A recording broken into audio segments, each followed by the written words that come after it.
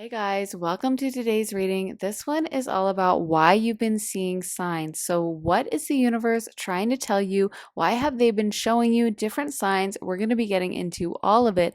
And today we have a selection of different crystals for you to choose from. So, if you're new to this channel, welcome. I'm so happy to have you. And basically, you're going to see which of these crystals is sticking out to you, calling your name, drawing your attention in towards it. And then, as soon as you make up your mind, just scroll down to the timestamps in the comments and the description and jump right into your pile. By the way, if you like how I read tarot and you want to see more of it, then be sure to head to my Patreon where I post all my additional readings. There are over 90 exclusive readings you'll only get access to when you sign up for Patreon, and you also get early and ad-free access to all my YouTube videos. I just posted a reading all about your spiritual powers and gifts. Before that, there was a reading about your person and whether you know them from a past life, what your soul connection is with them.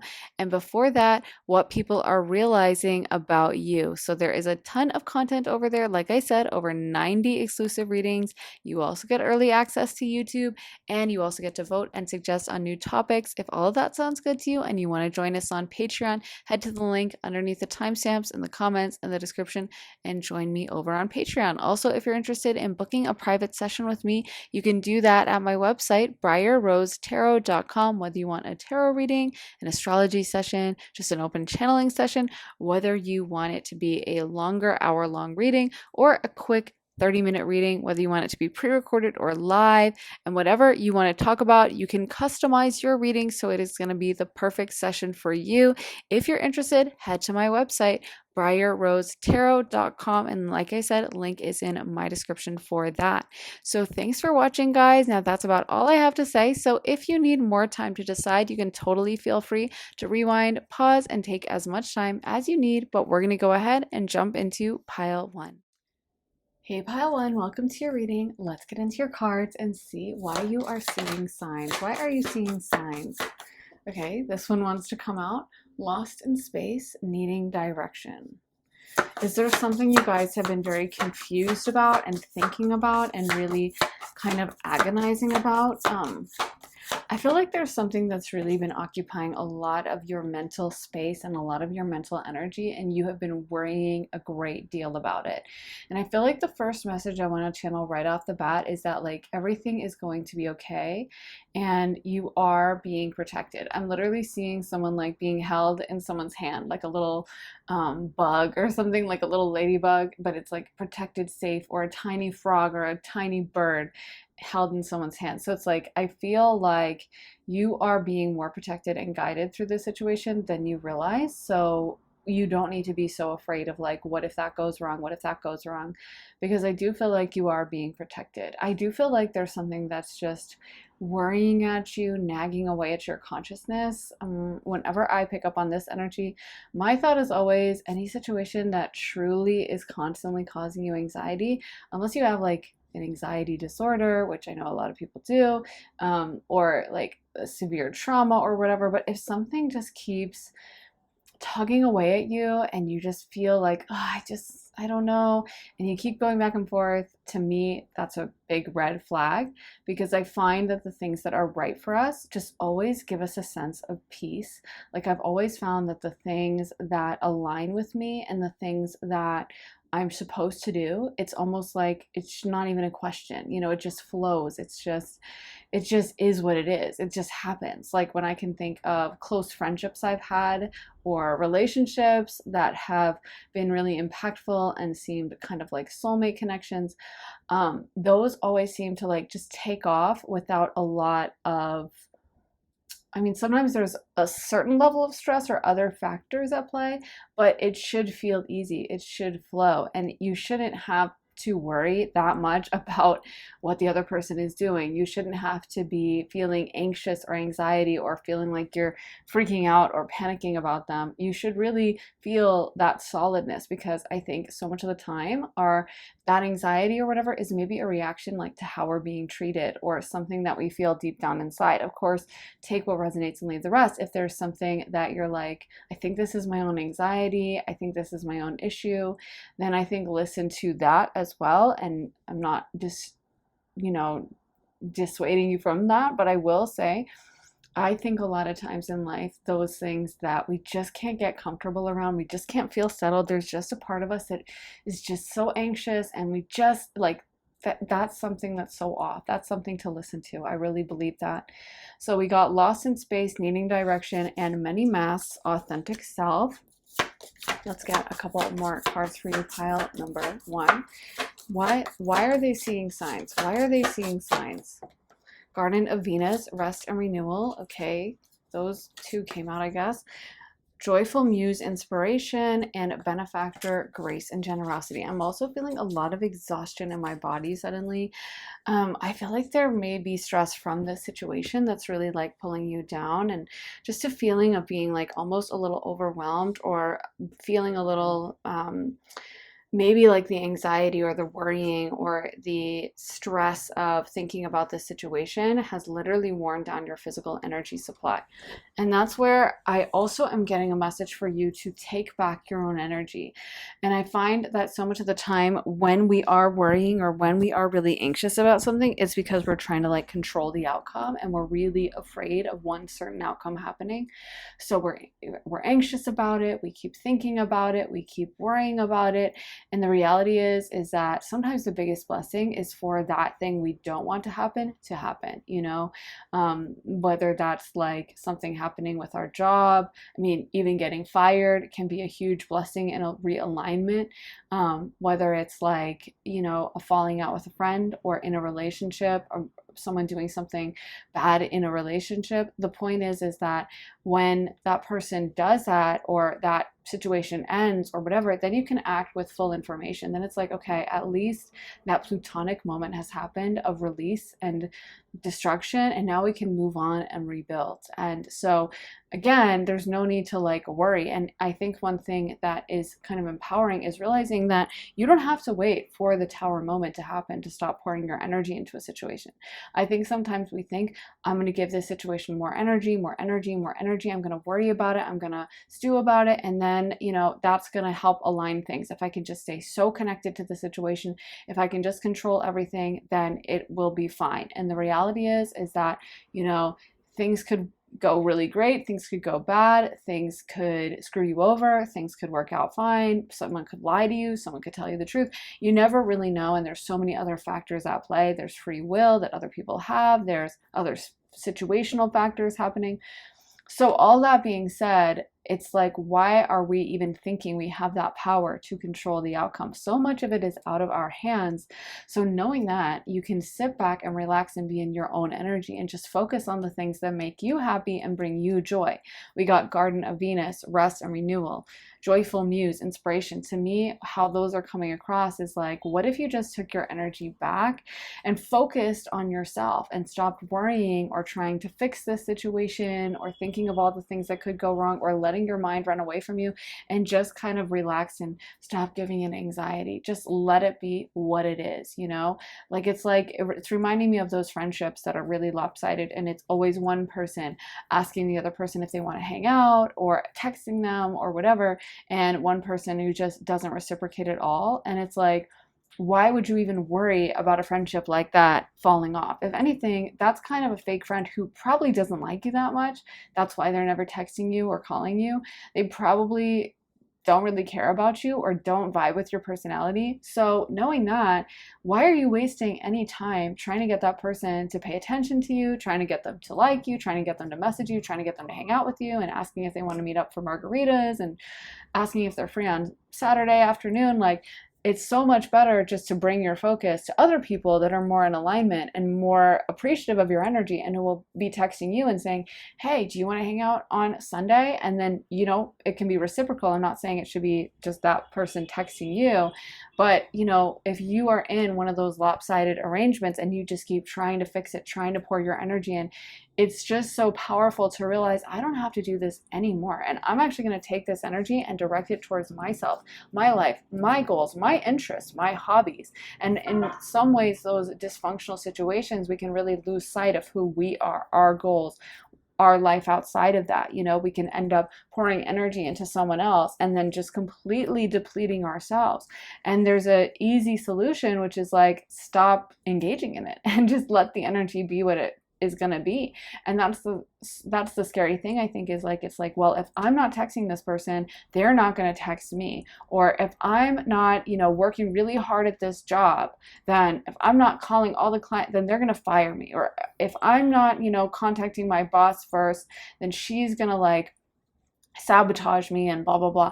And it's like, if that's the case, then wouldn't you rather just let the chips fall where they may, let the situation be what it's going to be? If that person doesn't want to text you, then they don't want to text you, and then isn't that better to know? And then you don't have to like lie to yourself and gaslight and in this fake relationship of like, yeah, no, they really like me. I mean, I texted them 12 times today and they've responded once, and so yeah, like everything's great between us. That's the kind of thing that you'll beat yourself up afterwards, being like, why did I waste my time? And wow, there were so many signs. And it's easy to feel stupid when that happens, because that probably was your intuition talking to you. There's no need to be like negative towards yourself about it, but I think there is a need to take your energy back and just stop engaging in it. Stop doing the clown show. Stop, feeling like performative and like you have to do all this to make someone like you, or you have to, work really hard in order to get this career thing. I'm not saying you should obviously be lazy in your career, but if it's coming from that place of anxiety and you're like, yeah, I'll stay late at the office until, like, it reminds me of the first job I had right out of college, and it was for a law firm, and it ended up being such a dysfunctional place to work. And it's funny because I was working with this other girl, and she told me, like, within a week or so of us working there, because we hit it off, we got along right away, and they kind of assigned us to like the same office, so we were like talking a lot. And she said, this place is really dysfunctional. And I was like, it is? I mean, it seems fine to me, because I really liked it. It was my first job. I thought it was exciting. I didn't see any red flags because I had only worked in like retail in college, so to me this was like what I pictured an office to be like. And she was like, yeah, we're supposed to get a lunch break, which now I'm like, duh, of course we are. We're supposed to get off at the time when like it ends, like 5 p.m. We're not supposed to work for free for an extra hour or two when we're being paid hourly and we have to clock in and stuff, then they should be paying us for that. So that's off. And she went down this list of all the things that were off, and I was like, oh. And I kind of thought, oh, well, she's being a little negative, like honestly I had nothing to compare it with. And so I was just like, I think also doing that wishful thinking thing, wanting to pretend like, no, everything's fine, it's not that bad, and yeah, like I understand why they want us to work through lunch though, and whatever. And I would make all these excuses. And it's funny because she actually quit the job like 2 weeks later. She quit with no notice. She just walked out. And so that was kind of like a scandal. When she did that, she actually had me cover for her and stuff. And I like lied and said she went to the bathroom, and she just walked out of the office. But the thing is that afterwards, everyone was talking about it, and everyone was saying, oh my God, she's so dysfunctional. I can't believe she just left us like that. I can't believe she didn't give us notice, blah, blah, blah. But come to like a few months later, when I was fully in the thick of it, and I realized she was right about every word, everything she said, everything she had pointed out, she was right. And she was right to walk out of the job after 2 weeks and just completely bounce, no notice. She knew she didn't owe them anything. She didn't take any, I don't think, like severance pay. She didn't ask for any of that. She just was like, I'm done. And she left. And I feel like, honestly, I have so much more respect for that now. Not that I didn't respect it at the time, but like now I'm like, that is exactly the move to make. And not just with like career, but with so many things in life. There are so many times that we do read the writing on the wall, but we want to put on rose-colored glasses. We want to pretend it's going to be fine. We want to, act like everything's going to be good, or it's somehow going to magically work out. And it can be very powerful to just accept that a spade is a spade, and it's going to be what it is. And that's the situation. And so, oh well. And sometimes also by stressing and trying to manage and trying to appease and trying to make that person like you, it's such a waste of your time. Like when I look back at all the times I did skip lunch and all the times I spent late in the office working until 7 p.m. with no pay for the additional 2 hours, it makes me mad. Like now I know how sketchy that was. Now I know what a waste of my time and energy that was. And that they were, and this is what she had told me, that they were hiring a bunch of girls straight out of college just because they knew that was an easy target. Even probably if they had hired like a man straight out of college, because men are more self-oriented, they would have been like, oh no, I'm not working through lunch for free. You know what I mean? They would have called it out. But they knew exactly who to hire. And it was a bunch of like fresh girls that were just out of college, kind of bubbly, and hadn't had a real office job before, and they somehow messed up and hired her, and she knew what was up. And anyway, my point is that, so much of the time someone is either relying on you to be overly complacent, overly accommodating. They're trying to depend on you to like go out of your way and put in all this additional work. And that's the only way that situation is allowed to continue. And a lot of times you find that when you do find your power, or you start prioritizing yourself, or you start leaving at lunch, or you start leaving at 5 p.m., that's when that relationship is going to fall off. That's when that job is going to just come to an end and they're going to let you go. Or that's when that relationship, it's just going to break up. Or that friendship that was one-sided, they're never going to text you again. And that's actually the best way for you to know, is my anxiety right? Maybe you do have anxiety, and maybe that's something to be aware of. But in that case, if you lean back in the relationship and you stop shooting them texts all the time, then they can come to you and meet you halfway. And if you are not having anxiety and you're genuinely right about your intuition about like, I don't think they like me that much, then that person is probably not going to reach out ever again. And then boom, problem solved either way. So the best thing to do is focus on yourself, and also healthy, aligned people. Just like in that office, it was a very unhealthy, dysfunctional office in general. But a healthy office workplace, like, they want them to have somewhat of a work-life balance. They want them to be able to, like, get paid for their time. They want to hire the best people. They're most of the time not going to hire a bunch of like girls who are straight out of college. You know what I mean? They're not going to hire that don't even know what they're doing really. They're going to hire people that are like scouted from, the law school or whatever. If it's a law firm like I was working at, or whatever that specific industry is about, they're going to hire people with expertise in it, because the best of the best, they're not trying to scam of like, how can I find the cheapest worker? How can I get free labor out of this person? They're trying to actually find who's going to be the best, who's going to do a great job, and they're willing to pay you fairly for that. So that's my point, is like, anytime that you start taking your power back, treating yourself with respect, pouring your energy back into yourself, that's when you are going to start repelling and pushing away any dysfunctional person that is reliant on you overgiving. And the more you focus your energy back into yourself, the more you are going to attract those people that want you to be happy, that thrive when you're happy, that are excited for you to have your own life, your own happiness, and are willing to meet you halfway in the relationship or do what you need to make you happy. So let's get into some tarot cards for you. Pile number 1. Why has pile 1 been seeing these signs? So we got Justice. Ooh, I don't like Justice reversed. Next to the Emperor reversed. It definitely could be someone misusing their power. Oh, so many reversals. And yes, this deck is upright. The deck is upright. The Hanged Man reversed. Okay. Why is pile 1 seeing signs? Why is pile 1 seeing signs?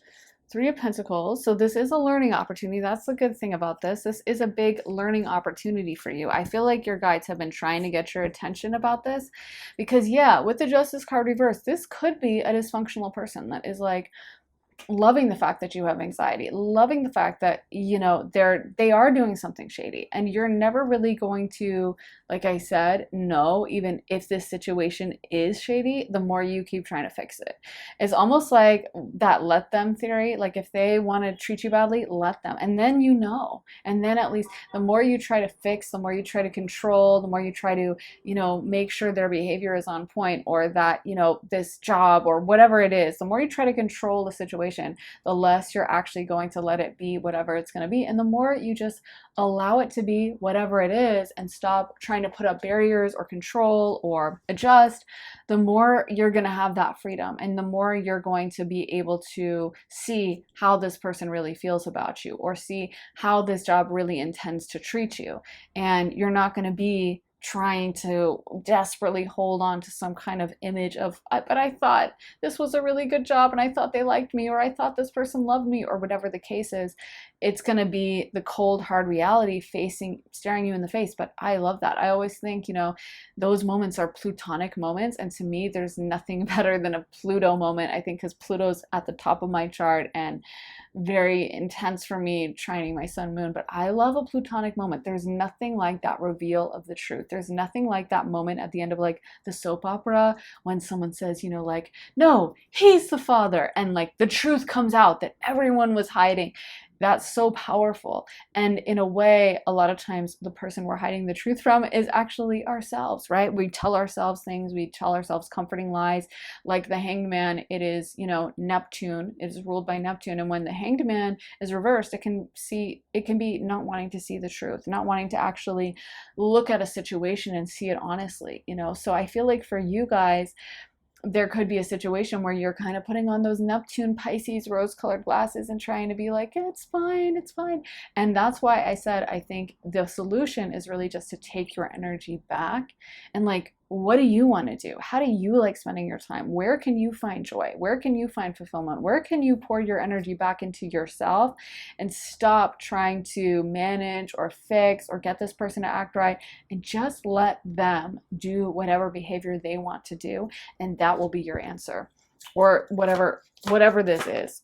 Let's get some more cards for you, pile number 1. Why is pile 1 seeing signs? Why is pile 1 seeing signs? We got the moon. Look how many psychic cards we have for you guys. The King of Wands reversed. The 8 of Cups. So there's double Pisces energy here with Neptune, and then the moon card, which is actually ruled by Pisces. Just so funny to me. Like, shouldn't it be ruled by Cancer? But anyway. And then we have the 5 of Cups. So yeah, we have Libra energy here, we have Aries energy, Neptune, Pisces, and I always lump in Cancer here as well, even though it's technically ruled by Pisces in the tarot, because of course the moon rules Cancer in astrology. But then we also got 3 of Pentacles, King of Wands reversed, 8 of Cups reversed, and the 5 of Cups. Also, the 5 of Cups can be a message that you're focusing on the negative in a situation. You can actually see in this card, there's 2 of the cups that are upright in the back, but he's staring and crying about the 3 cups that have fallen over. The fallen cups in tarot indicate like negative situations, and the upright cups are positive situations, summing it up really quickly. So anyway, he's staring at the 3 fallen over cups, and he's not even noticing that he has 2 upright cups in the background. So sometimes it can talk about staring too much at a loss or paying attention to too much of the negative and not paying attention to the positive. And again, if this is a situation in which you have anxiety, that's where I think it can really get to you, is like if there's something where you are just letting negative scenarios run across your mind, maybe you're even going into that Pisces mode of like, I don't know, not the Pisces catastrophize, but the water mode of being really dramatic, or the water mode of thinking of all the sad things and kind of like moping and crying. And that's where I feel like for you, there's a message that the solution is to find your happiness. The solution is to start thinking of what you can do to fill your time or change the situation or take your power back, and start thinking of all the positive solutions you can think of instead of the negative with this situation. And also accepting that even if this situation were to end, or there was a super negative thing happening in this relationship, that you could still be totally fine and you will still be perfectly okay. And there's no need to cling to a situation or to be unafraid to leave it, which we can see with this 8 of Cups. There's no need to be like afraid of like, oh my God, but what if this ends? And oh my gosh, I'm not ready, because you will always be okay. Everything is working out for your greatest and highest good. And if this situation is meant to end, or if this situation isn't supposed to work out, trust me, there will be something so much better in the future. So that's why there's no need to cling. There's no need to be over the top with your energy. There's no need to go above and beyond. Again, when I look back at jobs where I felt like, oh, well, I am going to work late and I'm not going to like take overtime. And so I'm not going to file for that. And I'm going to like work through lunch and blah, blah, blah. A lot of times it's like, it never even works. You know what I mean? Because that employer that is expecting that of you, they just want to run you into the ground. They don't actually value you as a person. If it's a genuinely good workplace, they're going to be like, oh, you worked overtime? Make sure you fill out the form. Yeah, absolutely, because we want to pay you for your time. And we want to make sure that, we document the fact that you worked through lunch as well, because that's really great. And thank you so much. They're going to actually value you. And it's only the people that don't give a flying F about you that are going to be like, oh yeah, it's fine for you to not take a lunch. Yeah, you can just work through it. Just have a protein bar at your desk. Those are the people that don't care about you. And so it's like, why are you even trying to maintain that? If anything, you should want to accelerate that situation and like run it into the ground as quickly as possible and rip that band-aid off early so that you can be freed of that and you can move on to an actual functional, office place. Like I remember when a friend of mine had told me about her job and all the perks she had and the fact that she was able to listen to podcasts while she would work. And I was like, what? And it was also a law firm. And it was actually the funny thing, I worked for this rinky-dinky little small law firm with probably, I think, 3 lawyers. And she worked for like this big corporate law firm that was like very well known, very prominent. And they were so much nicer to her. And they would make sure that she would like, of course, take her lunch break, of course, get paid overtime. They even offered to pay for law school. She didn't want to go to law school because she's like, the life of a lawyer is miserable, which I can totally understand. But they had offered that to her, that they would pay for law school for her as long as she like committed to come back to the company or whatever. But that's the thing, is like, the more you spend time trying to make it work at the dysfunctional company that doesn't care and is rinky-dink and is cutting corners and is trying to like squirrel away as much money as possible and doesn't believe in giving you a lunch break, the less time you're going to have to be able to work for a really great company that does exist, that is out there and is happy to pay for not only lunch break, but overtime, give you a bonus, give you, vacation, give you paid for law school and all these other perks. And that's the thing. Same goes for relationships. The more you spend time in that relationship with that person that doesn't value you, doesn't bring you flowers, doesn't text you, whatever the case may be, the less time you're going to have for that person that's going to really put you up on a pedestal as a prize and treat you with that respect. And you're not going to have to beg for it, and you're not going to have to ask, and you're not going to have to like talk until you're blue in the face and try to get them to finally understand and please, and why can't you call me, and what have you been doing? I haven't seen you. You're not going to have to do that, because when something is right for you and it's in alignment, it feels aligned. It doesn't feel like I have to try this so hard and let me like pull and push as much as I can, and oh my God. It feels like flowing. It feels easy. It feels like alignment. It feels like peace. You know what I mean? And so I'm not saying that all these situations are necessarily horribly bad. Of course, you want to use your intuition. And if you have like anxiety or something like that, then there could be that anxiety at play. But I just feel like for you, it's almost like you need to accept that you only have so much control over another situation, another person, whatever. And the only thing you can do to really align with the best thing is to take your energy into the most aligned, highest vibrational place you can be by looking after yourself, treating yourself with respect, getting enough rest, allowing yourself to have fun hobbies, exercising or doing whatever to treat yourself with that value that you have, and then aligning with people that see that and value that. Let me get some more cards for you. Pile number 1. Let's see what messages we're going to get for pile 1. Why are they seeing signs? Okay, beauty. So we've gotten Venus energy twice. Maybe Spirit is just really gassing you up and they want you to know how beautiful you are. Maybe some of you guys have been down in the dumps. I think that's one of the negative things that can happen about these situations, whether someone's at a toxic job, whether they're in a bad relationship. It's like they can start internalizing that idea of like, that's all I deserve. That's all I can ask for. I'm just not cute enough, so that's why my boyfriend treats me badly, or I'm not smart enough, and so that's why I have to work at this horrible job, or whatever the case may be. I'm not really that funny, and that's why this friend, is just never wants to see me and is always ghosting me or whatever. And the reality is that your guides want you to know how special they find you. We have the Strength card and the Beauty card. They see you as like a perfect 10. You have everything going for you, and you are very attractive, very gorgeous, very special, very smart, all the things, you have all the ingredients, pile one. So you don't need to be putting up with toxicity. You don't need to be putting up with anything or any situation that makes you feel like a second-class citizen, like an afterthought, like you don't matter, like you're asking for too much. You absolutely matter, and pile one, you deserve the world. So if you are with someone or something or a workplace or a friendship that doesn't make you feel that way and makes you doubt or question yourself, then that's a red flag in itself. And I do feel like you are being so strongly protected in this situation, and they are saying just take your energy back and also accept and like pause. Don't allow yourself to have anxiety worrying about, but what if this does end? It's the end of the world. Sometimes we can feel that way when we are, in that toxic job, especially once it's robbed our confidence. We start thinking, oh my gosh, how will I find another job? They don't even like me at this job, and blah, blah, blah. And it's funny, like I said, it's almost ironic because the company that is the small company that barely has any money, those are the companies that a lot of times will ask you to work through the night, or the client that's paying you like the bare minimum will be the one that will be like the most demanding. Not always, but you know what I mean? This is kind of like a standard thing. And then the company that has like so much money and they're easy to work for or whatever, that's the company that will value you, that will have that severance package, that will offer you stock options.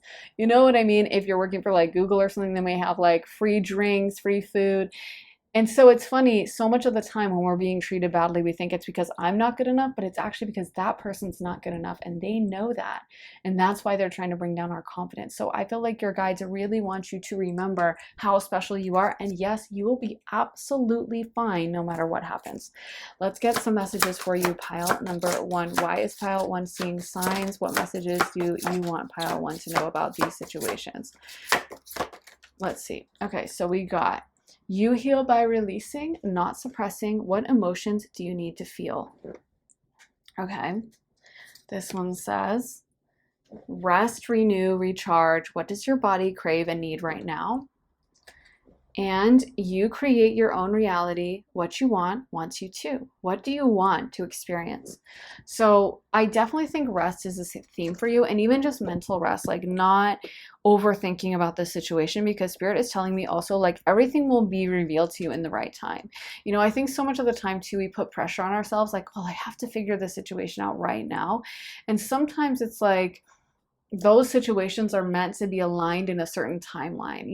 Those situations are supposed to play out in a certain way. If we have the Eight of Cups reversed and there's a situation that maybe you're not ready to leave right now, then it's okay to give yourself patience with that as well. It's okay to allow it to play out, even if you're like, I kind of know how it's going to end, but you can still like go with the flow of that. And maybe Spirit is holding back your emotions of like, okay, I'm definitely ready to leave, because they want some dramatic ending. They want to reveal some bigger piece of information for you. And if you left now, you wouldn't get that confirmation. So I'm not saying to hold back, but I am saying that sometimes the timing is happening for that reason. And I think the message for you is all you need to do is take your energy back, pour it back into yourself, and again, focus on your hobbies, your interests, the things you love, and stop giving so much attention to this. Stop overthinking about it. Stop panicking about it, because trust me, pile one, you've got this and it's going to work out okay. But I feel like for you, it's almost like you need to stop clinging onto it. You need to stop trying to make it work and just let it be what it's going to be. And then you can choose whether to accept it or whether to let it flow. Sometimes it's that situation that we keep trying to fix, and it's almost like reminding me, Spirit is showing me like times when you've baked something or you're cooking something and it's just not quite right, so you keep adding ingredients, and then and it's almost like making it worse and worse and worse, and you keep trying to fix it. And it probably would be so much better just to throw it out and get a new one and be like, okay, I think we ruined this pasta sauce. We put like 30 different herbs in it, and we put a bunch of random ingredients, and we added some fruit to it, and it just tastes really bad now. So you know what? Let's just throw it away. Let's just get a new jar of pasta sauce and fix this one up, and we'll just try again with something fresh. But it's almost like trying to fix it and salvage it, and maybe if I had this, and what if that, and maybe that could help. And it's just never going to be fixable. Sometimes if you put too much in and you put all that effort and you're just trying, it almost like makes it worse. Also, you create your own reality. What you want wants you to. So you don't need to be afraid that like this is the only situation you can have, pile one. You are so in demand, and I think Spirit wants you to know that whatever this situation is, whether it's your career, whether it's a relationship, whether it's a friendship, you have a lot more options than you may be giving yourself credit for, and you don't need to put up with anything that is not making you feel that way. You don't need to put up with any situation that's making you feel doubting yourself, questioning yourself, making you feel not in your best, highest vibrational energy. You deserve the world, pile one, and just know that you are going to be able to align with exactly what you want. So please do not settle for some janky situation in the meantime. So that is what I have for you, pile number one. I really hope that resonates, guys. If you want to see more of my content, then be sure to check out my Patreon, where I post all my additional readings. I just posted one all about your spiritual powers and gifts, and before that, about your person and whether you know them from a past life, what your soul connection is with them, or past life history is with them. Also, what people have realized about you. But there is so much content to choose from. There's over 90 exclusive readings you'll only get access to when you sign up for Patreon, and you also get early and ad-free access to all my YouTube videos. So if that sounds good to you and you're interested in signing up, head to the link underneath the timestamps in the comments and the description for my Patreon. Also, if you're interested in booking a private session with me, you can do that at my website, briarrosetarot.com. Whether you want a tarot reading, an astrology session, a channeling session, whether you want it to be a quick 30-minute reading or a full-length hour-long reading, whether you want it to be pre-recorded or live, you can really customize your reading, so it's the perfect session for you. If that sounds good and you're interested in signing up, head to the link in my description for briarrosetarot.com. So thank you so much for watching, guys. I'm sending you so much love and light, and I will see you again very soon in another reading. Take care, guys. Bye. Hey, pile two, welcome to your reading. Let's get into your cards and see why you have been seeing signs. Why have you been seeing signs? Okay, we got mindful groupthink. There may be someone who is thinking of you, and that's why you're seeing signs, especially if those signs like remind you of a certain person, like especially if the signs you've been seeing have been in regards to one person in particular. Like maybe you keep seeing or hearing a certain song on the radio, or a certain type of song on the radio that reminds you of someone, and like every time it comes on you're like, oh my gosh, and you start thinking of them, or you're just having thoughts of a certain person at night or whatever. I feel like there's someone who's thinking of you, and it's almost like you are picking up on their thoughts, and that person, I feel like, has a big influence on your energy. Like I feel like that person, you guys are very like tied together on a soul level. Like you guys have a very deep connection. You're very energetically intertwined, maybe intertwined like chakras or whatever. So I feel like this person, it's almost like they have a direct line. You know, it's like how sometimes there's like a receptionist and you have to call through to the receptionist, but if you know the extension, you can get through directly. And I feel like that person can like get through directly towards you. And I feel like they think of you a lot. Like I feel like they think of you more than you would even realize. So it's like, if you feel like, oh my God, yeah, I see signs about them all the time, my mind is always on them. Another sign that can definitely be of a person thinking of you is when you see a bunch of twos all the time, like 222 numbers, because twos do represent like a couple basically in numerology. You know, it could be a friendship, a romantic relationship, but it's a partnership. It's two people. So I do feel like there is someone who's just got you on their mind and kind of can't get you off their mind. Let's get some more cards for you, pile number two. Who is, or I was going to ask who is thinking of pile two, because it's like coming through so strong. But the actual question is, why is pile two seeing signs? Why is pile two seeing signs? So this is watchers. I'm telling you. Oh my gosh. That's so funny. Yeah, this person is thinking of you a lot. Like they may be stalking your social media, lurking. I feel like they're very curious about what you're doing and what you're up to. I feel like that's something that really is just on their mind. It's kind of like, what do they have going on? And there's a lot of curiosity. There's a lot of like wishing they could be there, wishing they could be around you, wishing they could see you in person or talk to you face to face, and just like wanting to know, like if they could put a little hidden camera and attach it to like your shirt or something and just see everything you're doing and go around with you on your day, I feel like they totally would. Yeah, this person, it's like you definitely have their attention and their focus, and I feel like a lot of their mental energy just goes towards you and just goes to like, what is pile two up to? What have they been doing? What have they been thinking about? Yeah, why has pile two been seeing signs? And Spirit is telling me this person, like for better or worse, like whether you like this or not, they're just they're very thinking of you all the time. You are on their mind. It's almost like at times I feel like they might be a little possessive of you, or sometimes you might be like, oh, I want a little freedom with this. But I feel like that person, like on the energetic astral plane, like they're very almost like demanding of you. You know what I mean? Like if you are minding your own business, they might get that ping, and that's when they text you, or that's when they call you, or they kind of have this radar going off for like, when are they thinking just of themselves? When are they like not paying attention to me? I feel like for them, it's like they check in with you up there, and they kind of, honestly, I feel like they think of you a lot. It's almost like even when they get stressed out or they get nervous, that's when their thoughts might go to you. This could be a really lovely thing. Like if this is someone you're in a romantic relationship with, or a friend or a family member, I just feel like you have a very deep connection with this person. And even when you guys like aren't talking, you're still like talking, so to speak, on the astral plane.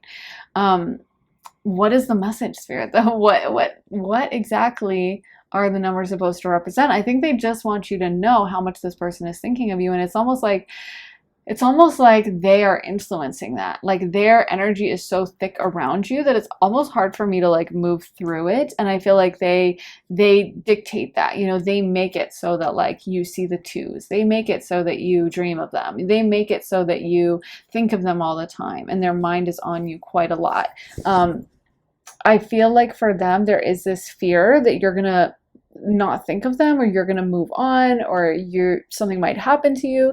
There's kind of like this fear, protective, overbearing energy that I'm picking up with from them, which is why I was like, I don't know, for some of you guys this might be annoying, or you might be like, oh, why do I keep thinking of this person? I just want to watch my movie. I don't want to be worried about them. Like, what the heck is going on? But I feel like they can't help themselves from thinking about you, and they do think about you a lot.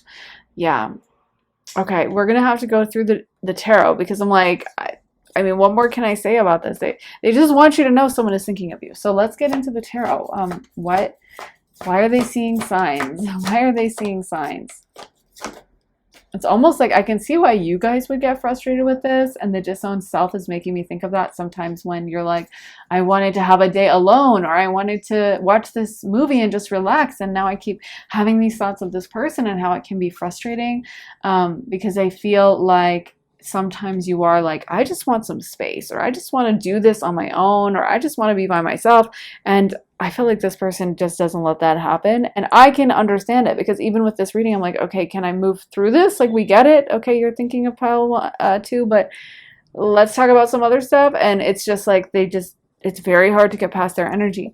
So we got the Wheel of Fortune. Why is pile two seeing signs? The Page of Swords. Why is pile two seeing signs? Whew, you are just very energetically connected with this person. It's almost like, I'm like, oh my gosh, it's like a fog or a haze. Like it's hard to even see past. It's like if you've ever tried to drive in heavy fog and you're just like having to crawl along and go like 2 miles an hour and you still can't see, and you're like trying, but it's hard. That's how it feels doing this reading, because this person's energy is so blanketed, so thick over you, and it's like they just think of you a lot. And I feel like sometimes you are just like, I'm going to go insane. Like, what the F? And I just want to be free, and I just want to be able to not think of this person. But I feel like it's such a mutual energy thing, and they are definitely pouring energy onto you a lot. So hopefully we can move past this, because it's like, hello, we get it. We get it. This person's thinking of you, but we want some other messages. Why do they keep seeing signs? Unless that's all they want me to say and we end the reading early. I don't know. Six of Pentacles reversed. The Empress reversed. The Judgment card reversed.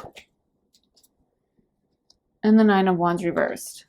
Okay, Spirit is giving me a message. I feel like for you guys, some of the message may be also about needing to reclaim your independence because of this, almost like because you guys are so pulled into this person's energy and their energy is so thick around you that sometimes you lose your own identity or sometimes you don't do the things you used to love.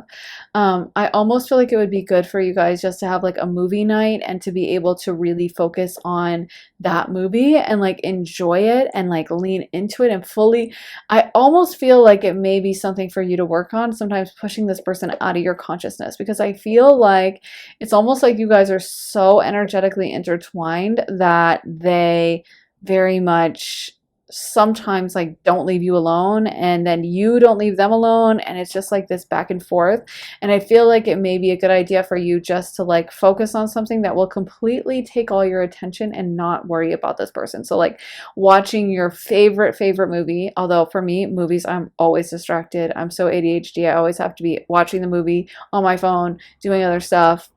Like movies to me are like mostly pretty boring, so that wouldn't be enough for me. But maybe, I don't know, like a video game, or maybe something that requires your full focus, your full concentration. I find whenever I'm really thinking about something, or there's something I love to film a reading, but not everyone does that, but it takes most of my focus off of whatever else thing is going on. So if there's something you have like that, like a hobby that you love, or maybe spending time out with a friend, or maybe going to like your favorite restaurant and having a couple drinks with your friends, or maybe working out or listening to a really great podcast.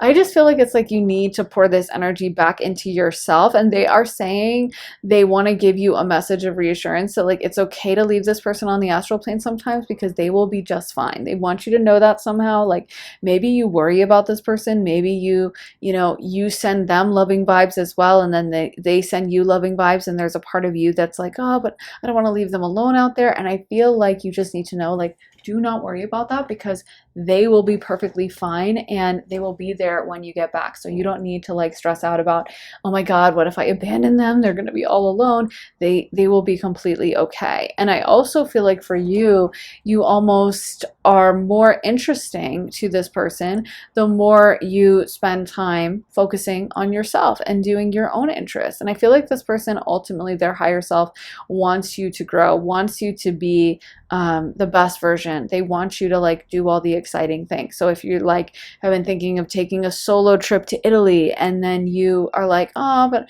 I don't know, I don't want to be away from this person, like I feel like you should go for it. I feel like some of this energy is about pouring your energy back into yourself, pouring your effort and your thoughts and your focus back into the things you like to do and the things you love, instead of spending too much time worrying about this situation. And it's not to say that this is a bad situation or this person, isn't a nice person or anything like that. I just feel like it's like also about your thoughts, your interests, your pursuits. Like we have the Wheel of Fortune card ruled by Sagittarius. Sagittarius is all about, all about your traveling, like going to a new place, going to college, going to school. It's about learning. It's about your interests. So, the ninth house, it's also a fire sign. It's a fire house, and the fire energy is a little bit selfish, and it's a little bit about what I'm interested in, the travels and the trips I'm going to take. It's kind of independent, so I feel like for you guys, this is almost like you don't need to be too intertwined with someone at the hip. You don't need to be too sacrificing of yourself into the point where you have no identity of your own, so it's okay to like pour your energy back, do the things you love, seek out things that are going to bring you joy and happiness. And if this is a really great connection, of course, this person will be there waiting, and they will be happy to see you in a good mood and happy and fulfilled with yourself. But almost like I feel the message is to stop fixating or giving this negative attention or allowing this person to like constantly come through and dictate you on the astral plane. This could even be, you're waiting for that text, you're waiting for that call, or there's a situationship and your mood is dependent on whether that situationship hits you up that week, and so you're very uncertain about it. And I feel like for you, this is about, yes, this person is thinking of you. Yes, this person is, interested in you for sure, but I also feel like there's a message that whatever this is, it sometimes holds you back from being the highest version of yourself, which is the most important thing.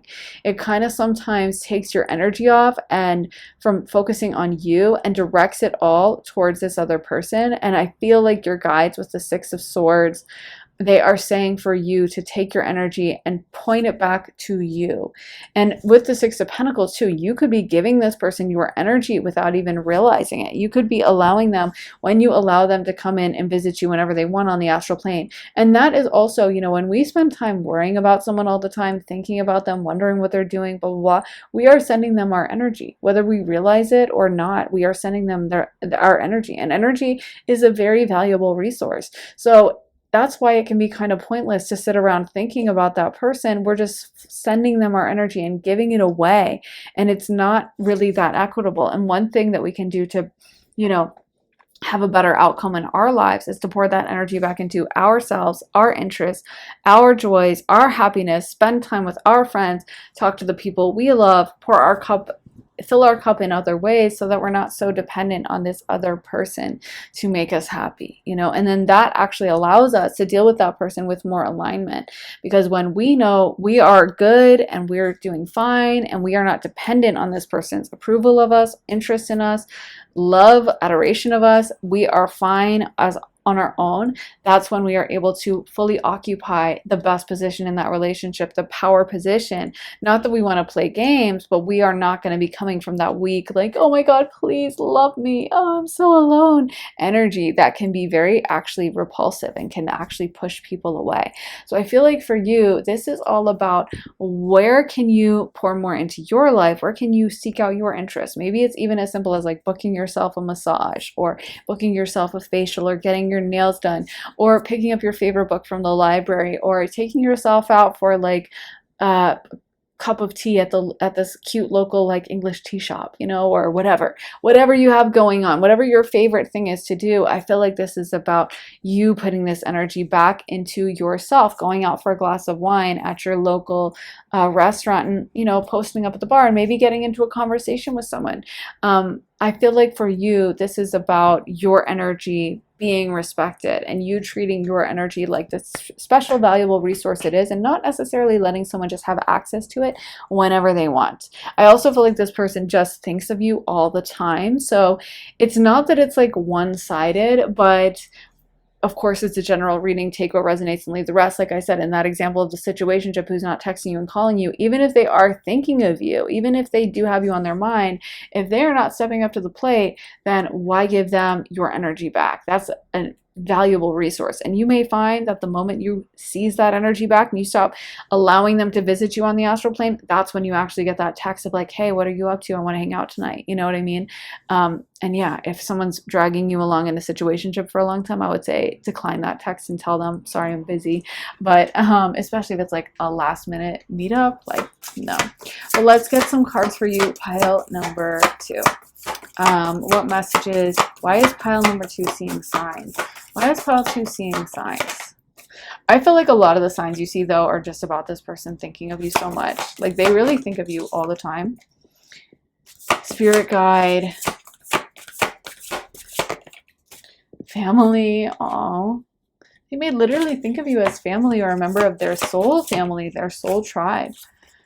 Manifestation. Friendship.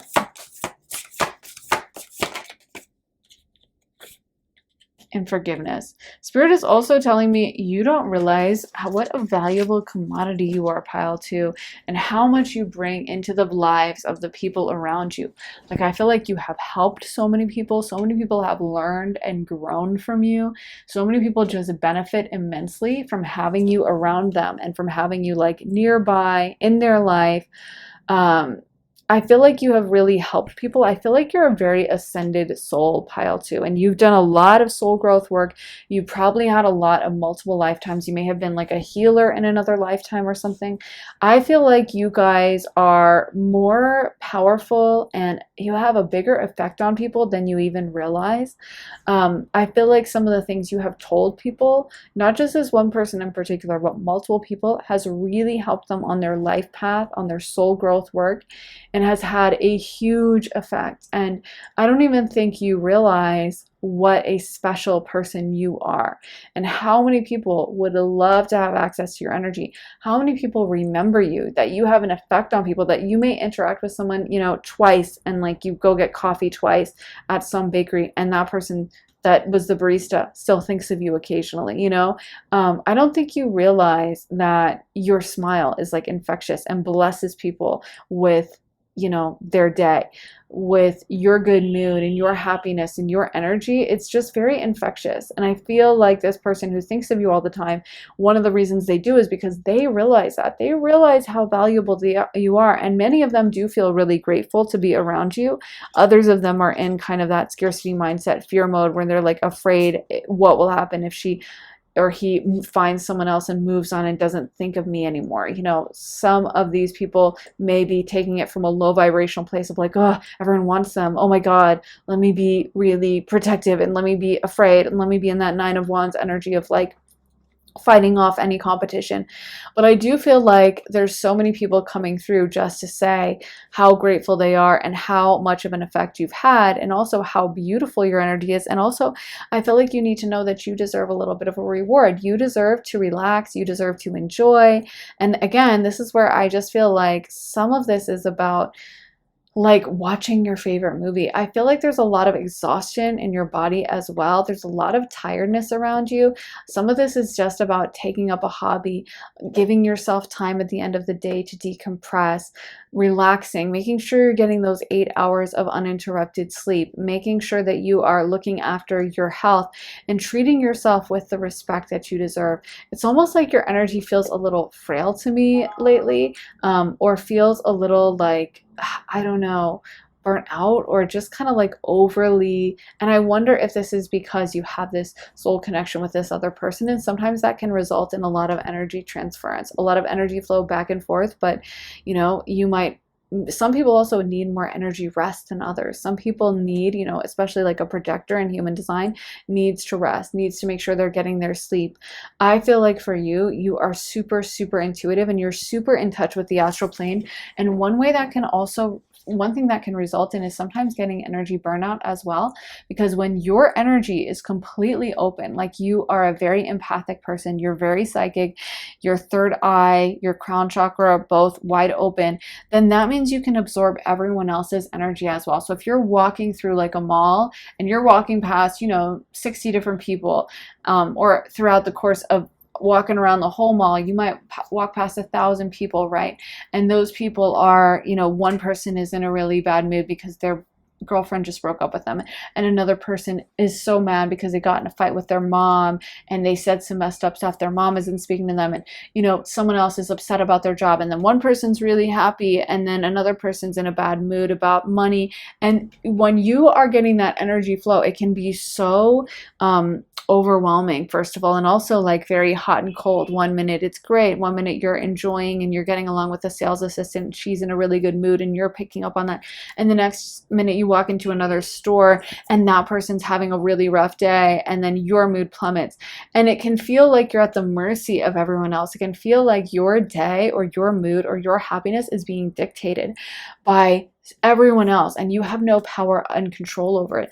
And so much of psychic ability, in my opinion, is realizing how much power we do have, whether that is astral plane, someone from our past visiting us up on the astral plane and energetically accessing our energy from the astral plane, or whether it is a random stranger we've never met before, you know, at a restaurant, and us being able to protect ourselves and push that energy away so that they're not overwhelming us. It really is necessary to have some kind of control. It really is necessary to put up protective blocks surrounding ourselves in like an energy of white light, a ball of white light, or I sometimes will picture myself with like a wall around me. And once you get into a habit of doing this in public, it becomes a lot easier, and you stop feeling the energy of like random strangers as much. But when you're learning to do it, it can be very daunting. It can feel very like overwhelming, and you can feel like, oh my God, this is so much work. This is so much effort. This is so much energy. But it's almost like a muscle that the more you learn to flex it, the more it becomes second nature, the stronger you are, and the less hard it seems. I feel like for you, this may be about putting energetic protection of, or just realizing your power, that you don't have to welcome everyone in on the astral plane. If there is an ex thinking of you, a situationship thinking of you, a crush thinking of you, or a family member, an old friend, whoever this is for you, you don't necessarily have to allow them access all the time. And there are times you can block them out on the astral plane and be like, no, no, no, I need to be alone with my energy. And that's okay. You have every right to do that. And then you can rejoin them on the astral plane if you choose to. And by the same token, if you're going out in public, if you're eating at a restaurant, whatever you're doing, you have the right to put up those walls so those people can't access you on the astral plane. You have to be very clear about that. Like, I know for me, there was a time, like when I was first doing YouTube, and then I had started doing private readings, and I didn't realize it, but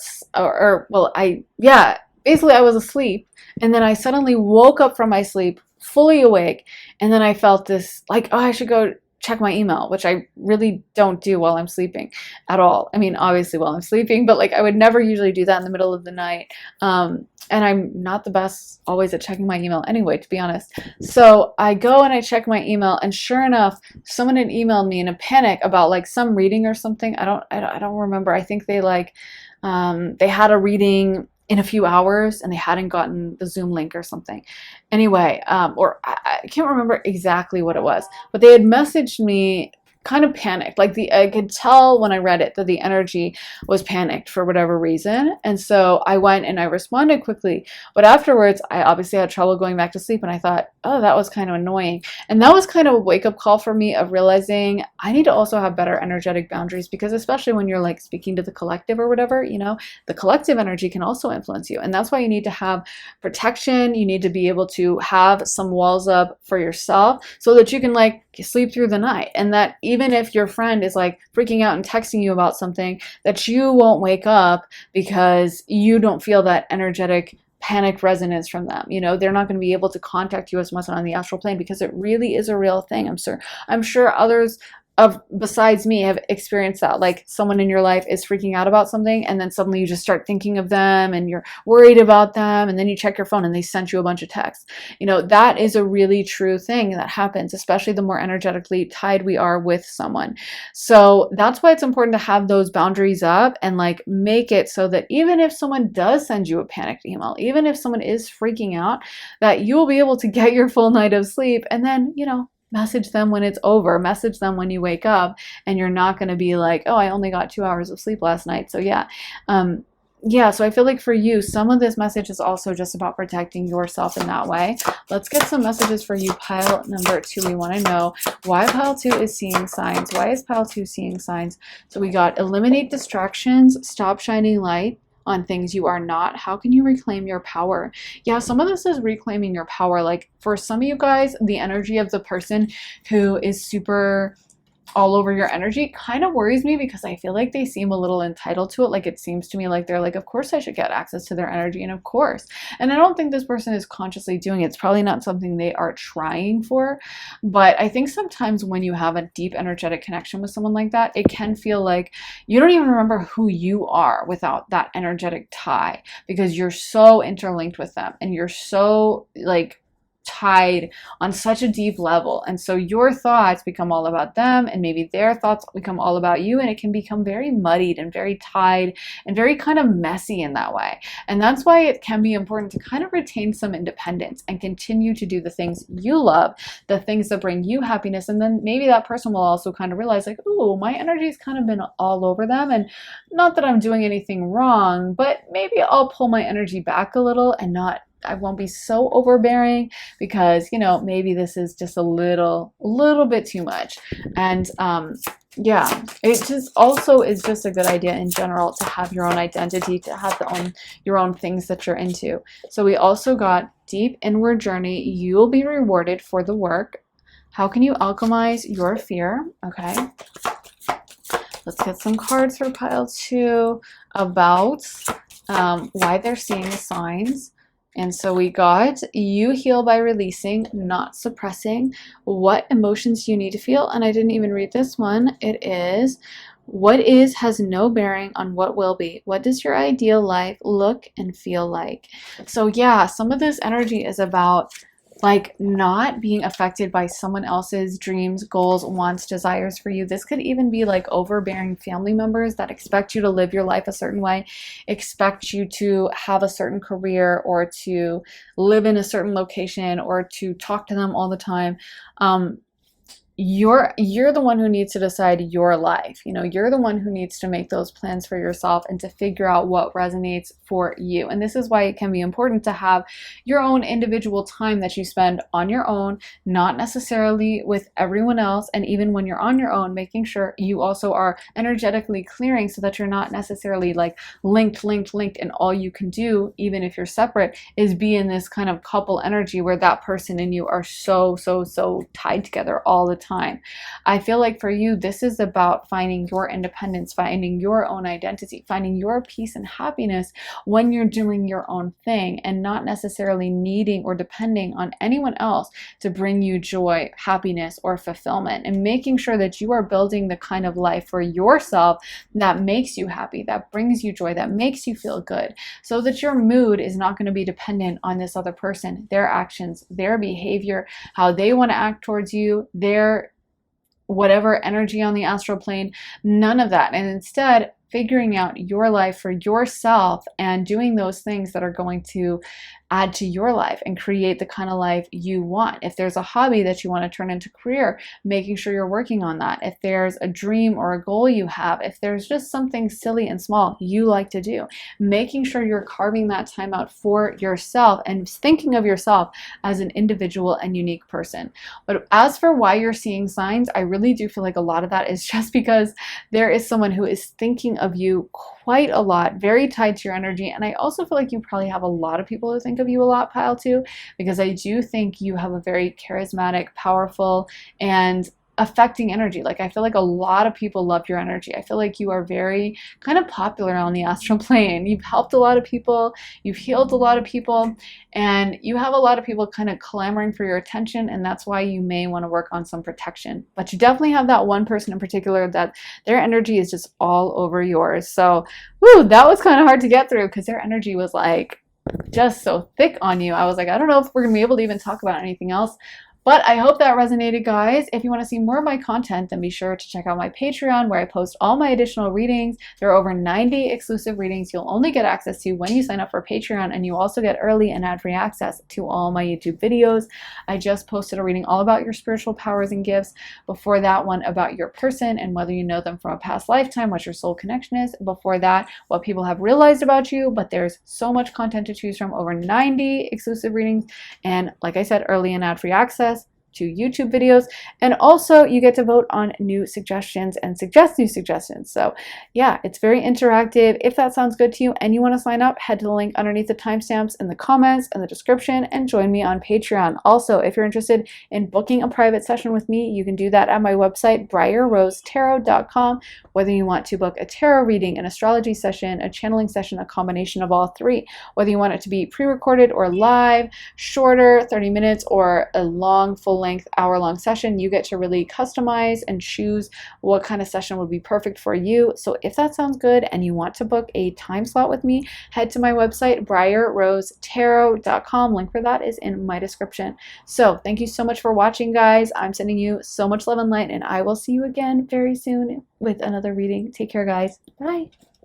Hey, Pile 3, welcome to your reading. Let's get into your cards and see why you are seeing signs. Why is pile number 3 seeing signs? Why is pile 3 seeing signs? So we got Horseman, Herald of Change. So this could be a sign about a change that is happening for you, especially if you're seeing certain angel numbers. That can be your key as to what kind of a change this would be. For example, if you keep seeing a bunch of 2s, that could be a sign that you're about to enter into a relationship. If you're already in a relationship, it could be a sign that that relationship is about to deepen or something will change in that relationship. If you keep seeing 8s, those can be numbers about your finances and about financial abundance in particular. So it could be a sign that you are going to be getting something great with your finances, some kind of influx of money, a new client, raise, or some kind of gift of some kind, or just to pay attention to your finances in general. So yeah, there's lots of different numbers that can point to you and tell you kind of what the message is. And I always think you should, look it up if you're like confused. Why do I keep seeing sixes? Just don't be afraid to go Google and see what that aligns with numerology or tarot. But for you guys, I do feel like there is a change that's coming your way and a big change that's going to happen.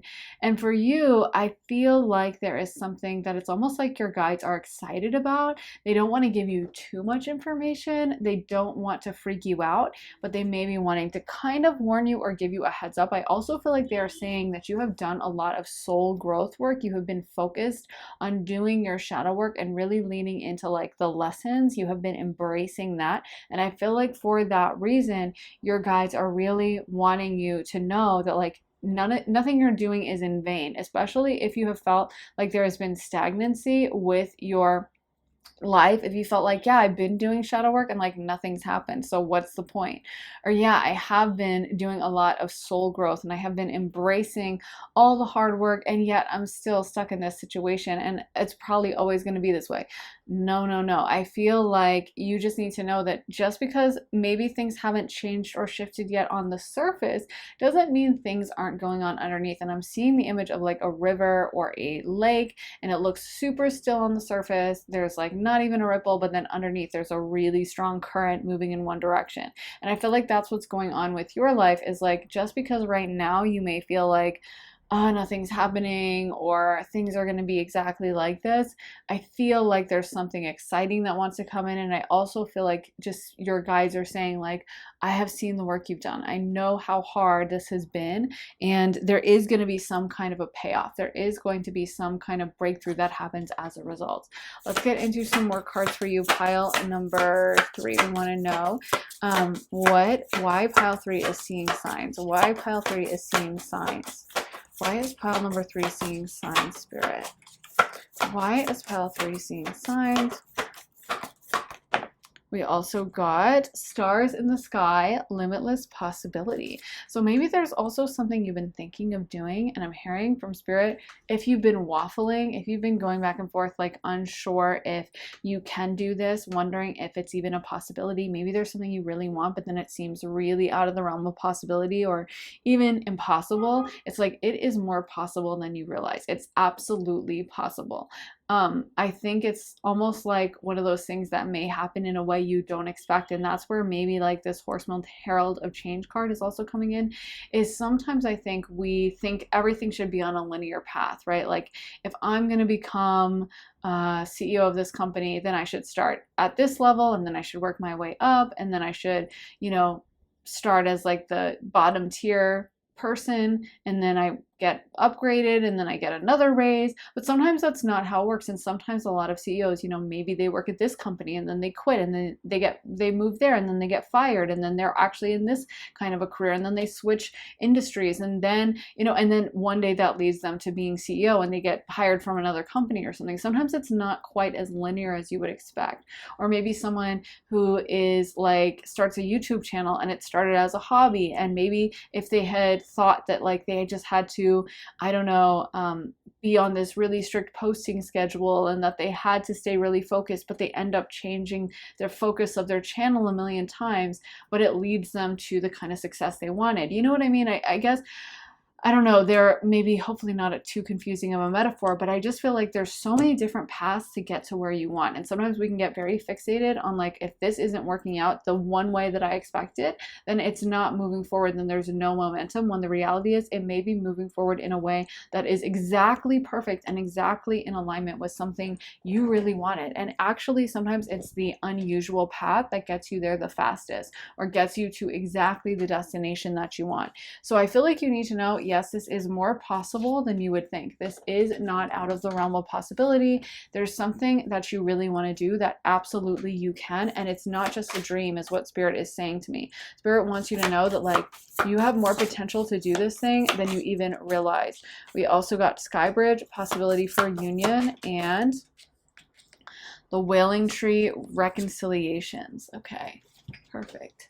So I feel like for you, there may also be an energy around like relationships. Maybe like some of you guys thinking that there's a relationship that I don't know, you've always wanted to be in, or you've always wanted something to happen with your relationship and it's not possible. And I feel like Spirit is saying it is possible. This could even be about raising your standards for what you expect in a relationship. Like maybe you've always been like, oh, you know, it's normal for the guy to like never text you. It's normal for the guy to like hit you up really late at night. Just that's the only time he's calling you. And it's normal for them to never want to put a label on it and keep things casual and call it a situation. And this is almost about, like I said, raising your standard or realizing it absolutely is possible. And there's lots of people out there getting that girlfriend treatment. So why would you settle for something that isn't making you feel good, respected, aligned, happy, positive? Or maybe you've been single for a really long time and it's been hard for you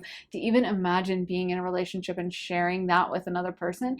And again, I feel like this is all about like a mindset shift Spirit wants you to have. I feel like Spirit wants you to stop thinking with this limited mindset of I can't have that, or that's out of, you know, reach for me, or that's too much, or yeah, that can happen for that person, but for me, no.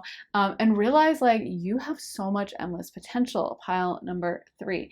You guys can do whatever you want. And I feel like you are more capable than you even realize. Like it really does strike me that some of my like friends that I think would make the best partners ever are the ones that have never been in a relationship, a serious relationship, or, you know, are really choosy and have really not dated that many people. And those are oftentimes like the best people that I think, oh my gosh, they would make like the best mom. They would make the best wife. They would be the best partner. And so sometimes I think a lot of that is like a limited mindset. Like it's like if you don't see that value in yourself, then you might not even realize what you're bringing to the table. And it's that person who may be actually a horrible partner. They may cheat on everyone. They may treat them badly. They may be completely toxic. But if they believe I deserve a relationship, of course I deserve a great boyfriend, then that's what they're going to get. So much of it is what you believe you deserve. It's kind of like a job too. If you don't believe you can get the job and you never send your resume out, then they're going to give that job to that person who has the bravery to send their resume to them. That even if that person doesn't have that much great experience, you know, hasn't worked that long in the industry, doesn't really have anything great going for them, wasn't that great in the interview, they're not going to be able to even look at anyone who didn't send the resume. So the person who had the bravery and the cojones to send their resume in is going to get it de facto. And by the same token, if we don't ask for things, if we don't go after things, if we don't think that that's even a possibility for ourselves, and we are in that limited mindset thinking that that can't happen for me, then that's going to be a self-fulfilling prophecy, and that's exactly what's going to come true. So I feel like for some of you guys, this is about really changing and almost raising your standards for yourself and digging down deep and realizing that you have had limited mindsets, or that you have thought that something is just, that's not possible for me. I couldn't get that. And realizing, of course you freaking can, pile number 3. And I feel like so many other people see that in you. And this is almost about you seeing that in yourself and you beginning to have that belief that so many others have for you, but you finally seeing things through those eyes. You know, it's funny. It's always like, you know, how people will make fun of like, there's so many beautiful female celebrities and they will go on an interview and say, oh, well, I was bullied in high school. I was such a nerd. I was such a geek. And people will say, and people will always roll their eyes about that. Like I've heard people say that. Cameron Diaz says that. Taylor Swift said that. There's so many like really attractive celebrities and they always seem to say, yeah, I was just such a nerd. And it's almost like impossible for people to believe, right? And they'll say, oh, they're lying. But I bet if you ask that celebrity, they're like, yeah, no, that's really how I viewed things. And it's funny because it can change your perception of yourself for the rest of your life. Like people even talk about with Taylor, her having a victim mindset, whatever. I'm not saying I agree, but you know, if you did get bullied in high school. Sorry guys, I had to pause filming for a moment because my camera ran out of storage. But anyway, getting back to what I was saying. So people say about Taylor Swift that she has a victim mindset. And I think she probably really does see herself that way, still as like the nerd, still as like the left out person, even though she's one of the most successful, or probably the most successful singer alive right now, maybe the most famous person in the world. She still sees herself through that lens, right? And that affects so many people. Like if you really have integrated this idea that like, oh, I'm just a dork, no one wants me, then that can really affect things in your life, no matter how much success you have in other areas. And you can see sometimes it can also lead to like issues with dating. Like you want that relationship, but you think no one wants me, I'm not desirable. And then maybe that person is constantly struggling to find the right relationship or to be treated well in a relationship. It's not to say it's their fault, but it's like it's a self-fulfilling prophecy, right? How we view ourselves is how other people learn to view us. It's how other people learn to treat us. When we expect that, when we accept that bad treatment, when we think it's fine that the person never responds to our texts within 7 hours, or when we think it's fine that they hit us up last minute being like, hey, do you want to hang, come over to my place, and it's 11 p.m.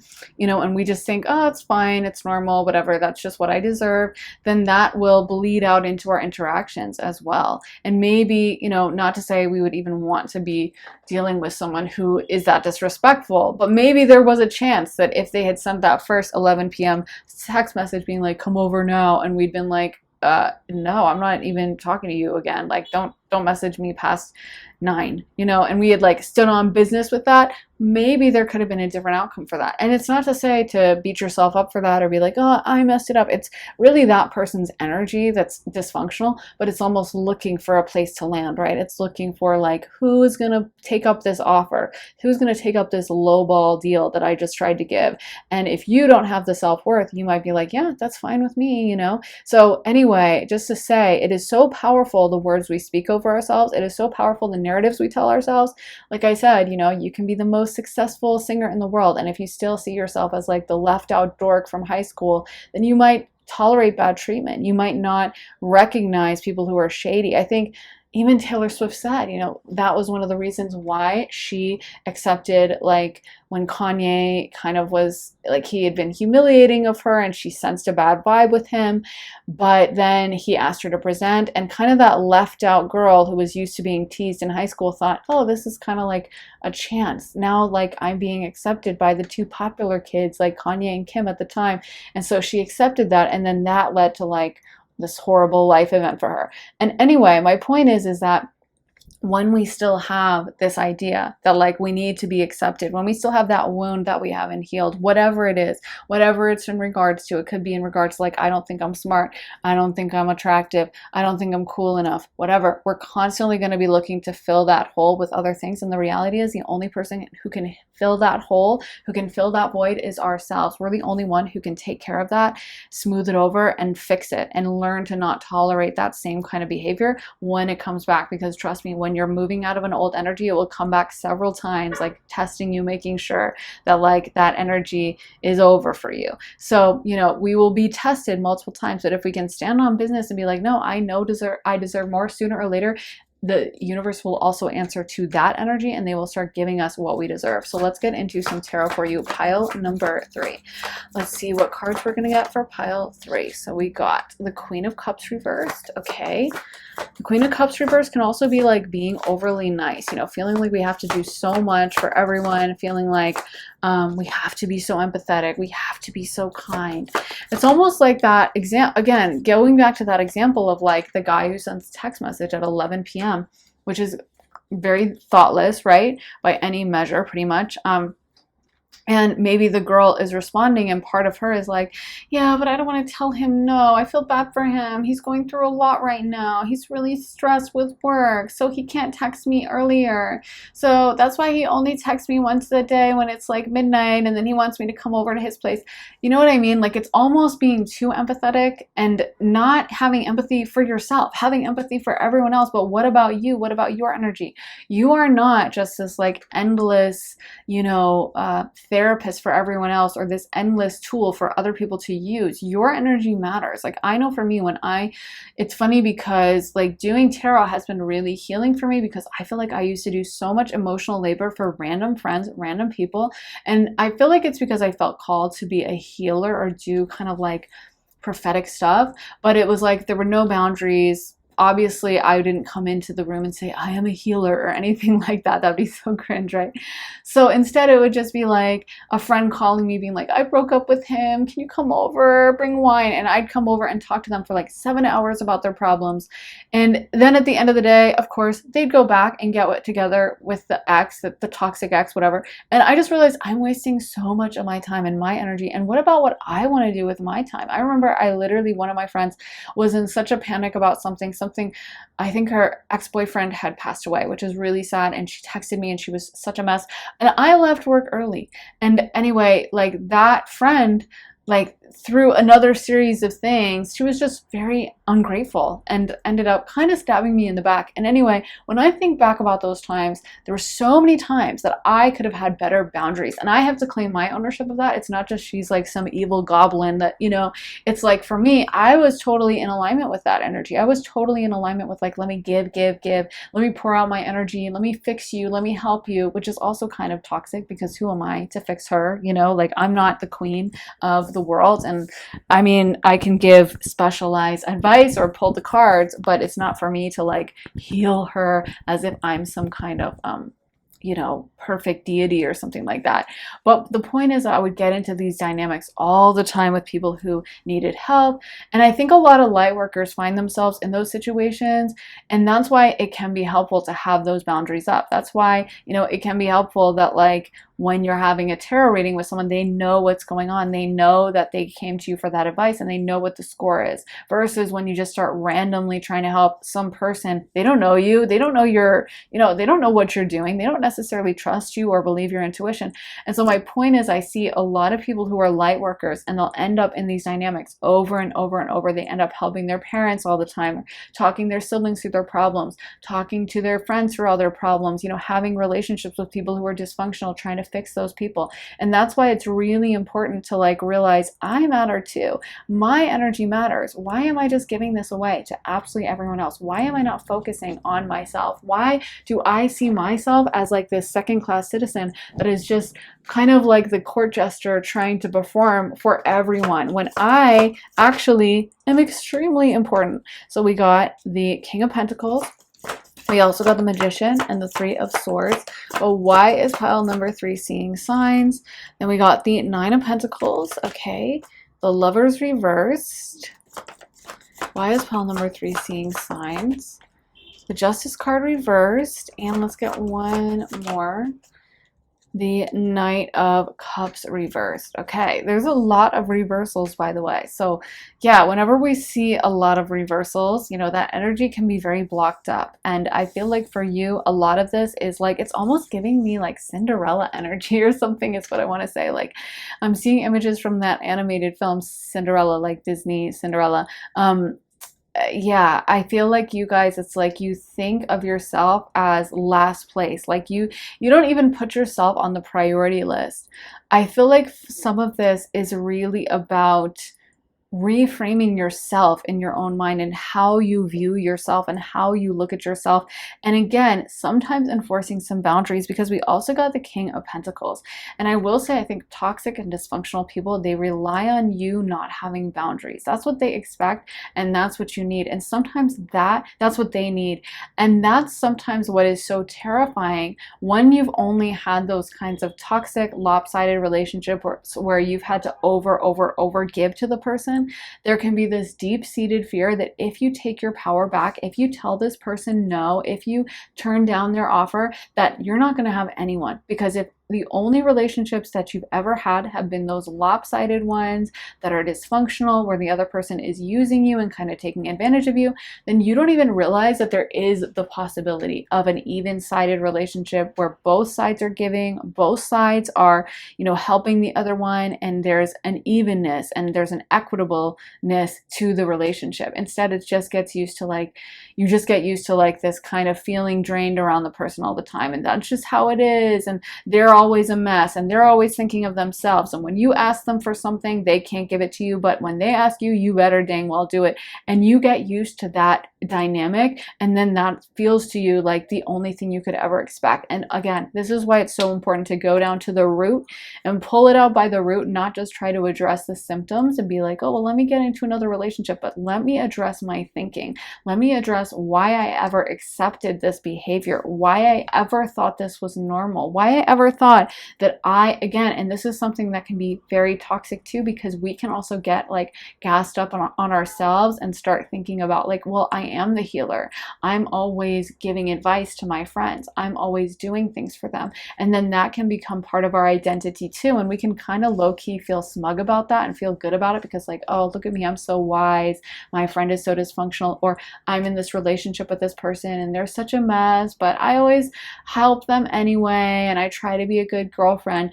And it's like, how amazing would it be if you didn't have to do any of that? If you could just have a relationship that was even on both sides, that was like you giving to them, them giving to you, that you could relax into, that you could trust that person, that you could feel safe around them, that they didn't have to have any volatile mood swings, they didn't have to not contact you, they didn't have to be a little bit of a disaster, and you could feel relaxed and at peace and actually receive and actually have someone give to you. So for some of you guys, this is really going to be some deep shadow work that you're going to have to do with healing your mindset around receiving, healing your mindset around what you deserve. Let's get into some cards for you. Pile number 3. What is pile number 3? Why are they seeing signs? Why are they seeing signs? So we got strength. Okay.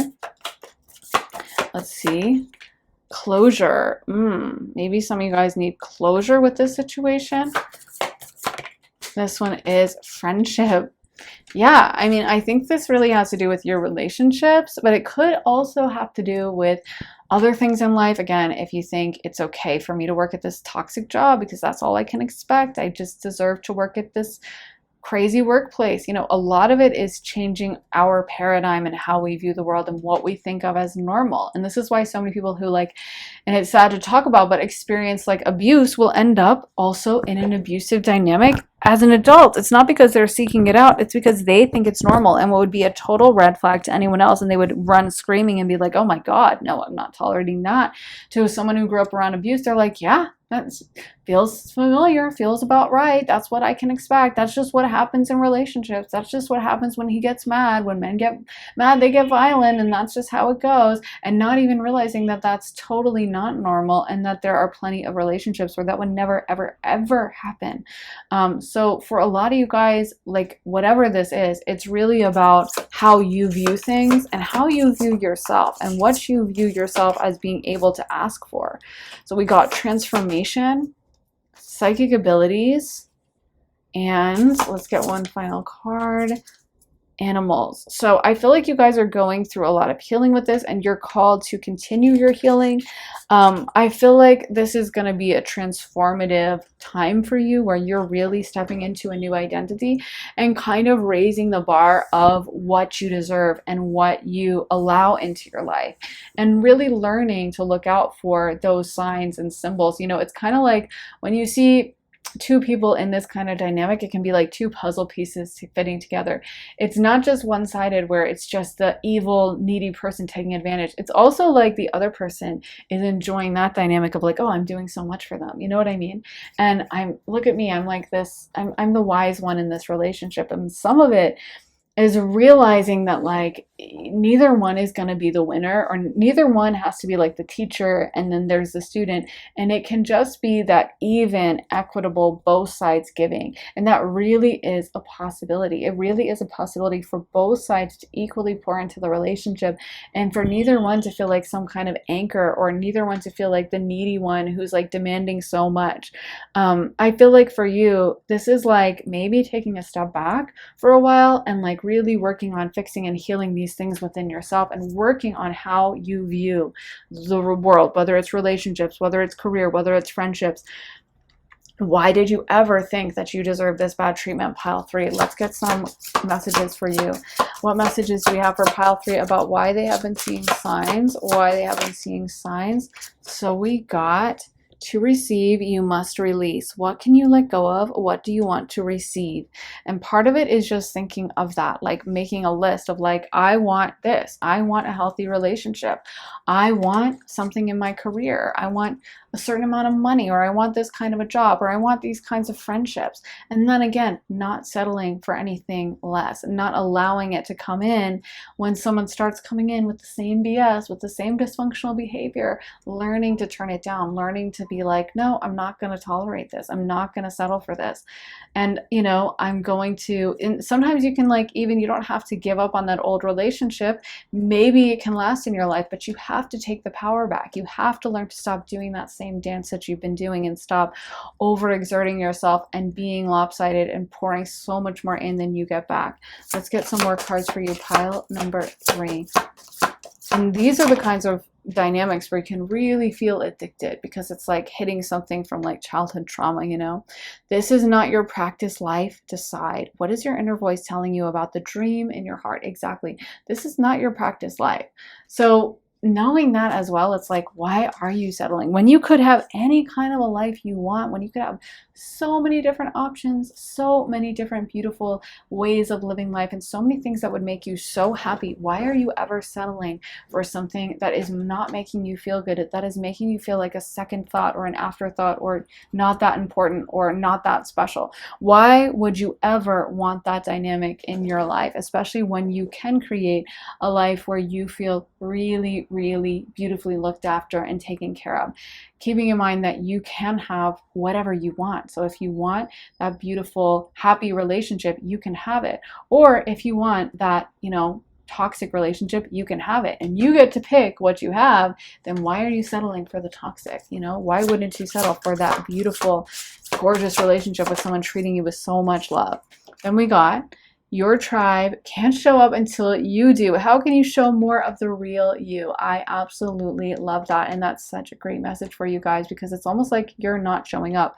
When you are, that's the thing too, is like, our energy is like a limited resource, right? When I look back at the times that I would sit with like friends and just talk to them for hours about all of their issues, and when I think about what an energy drain that was and how many other things I could have been working on at that time, like when I think about the fact that I could have started a YouTube channel at the time and been posting tarot readings instead, and been much more productive with that, and it would have been such a better way for me to use my like healing energy instead of spending time on one person who really doesn't appreciate it that much and a lopsided friendship.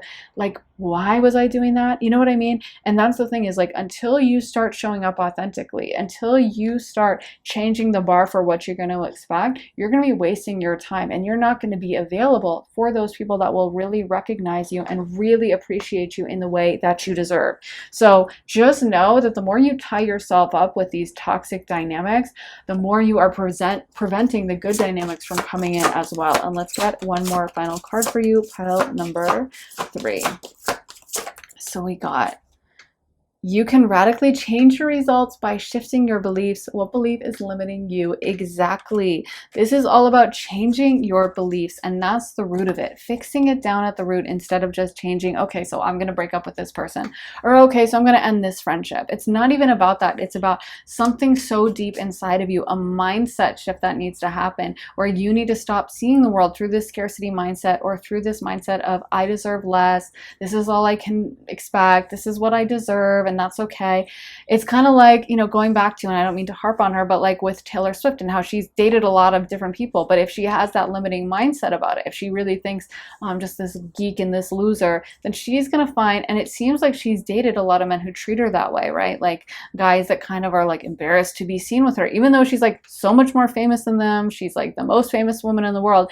And she still has guys that she's like flying around on their private jets, and them treating her like, oh God, oh my gosh, it's so embarrassing to be out with her. Like, imagine that. Imagine how crazy of a dynamic that is, and that she must have probably been dating around, trying all different kinds of people until she found a relationship dynamic that fit her inner paradigm for herself of like, I'm this loser, no one wants me. And so she keeps dating men who fit that, who thinks she's like cringe or whatever. And that's the thing, is like you have to go through and shift your mindset, because you can break up with that person, you can break up with them, you can break up with a friend, you can whatever, but until you change your idea of yourself, your image of yourself, then you're going to keep finding people who echo that back to you and who think that about you and who agree with your perspective of yourself. So this is really about going deep inside and realizing, like I said, pile 3, how much you deserve. And if you ever start feeling bad about, oh, I can't believe I let myself be treated that way, just think about the fact that Taylor Swift literally flew some men around on her private jets all the time, let them live at her multiple houses, and she still got treated badly. So it's not your fault, but it is something you can shift and change and address.